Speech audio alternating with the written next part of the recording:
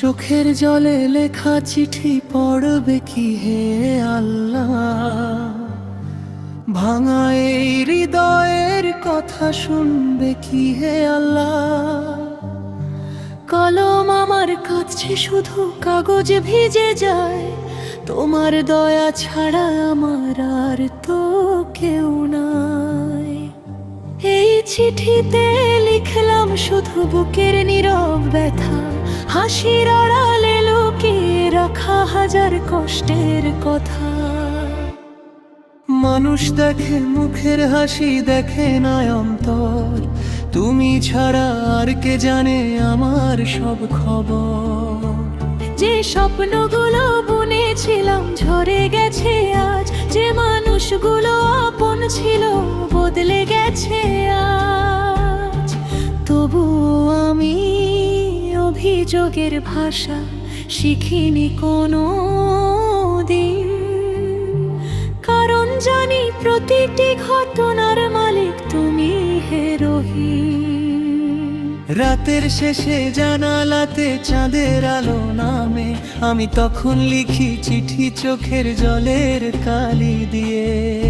লিখি হে রব আমি ক্লান্ত, পথটা অনেক দীর্ঘ, তোমার রহমতের ছায়া ছাড়া নেই তো কোনো দিশা। যদি কোনো দিন আমার এই চিঠি তুমি পড়ো, আমার গুনাহগুলো দয়া করে ক্ষমা করে দিও। আমি তো ধন চাই না, খ্যাতি চাই না, চাই না বড়ানা, শুধু চাই তুমি বলো আমি তোমার প্রতি সন্তুষ্ট আজ।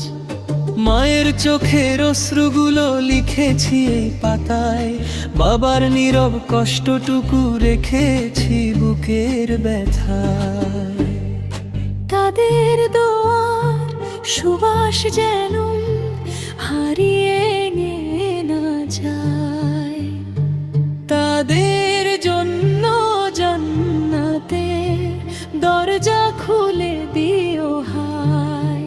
যাদের কষ্ট দিয়েছি আমি অজান্তে কোনোদিন, তাদের কাছেও লিখেছি ক্ষমা চাওয়ার এই রুম। মানুষ হয়ে ভুল তো হয়, তবু চাই না অহংকার, ক্ষমা চেয়ে ছোট হওয়াই তো মুমিনের অলংকার।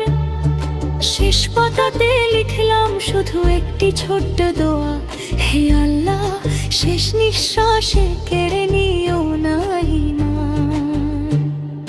মুখে যেন থাকে কালিমা, চোখে থাকে নূর, তোমার দয়ার ছায়াতেই শেষ হোক জীবনের সুর।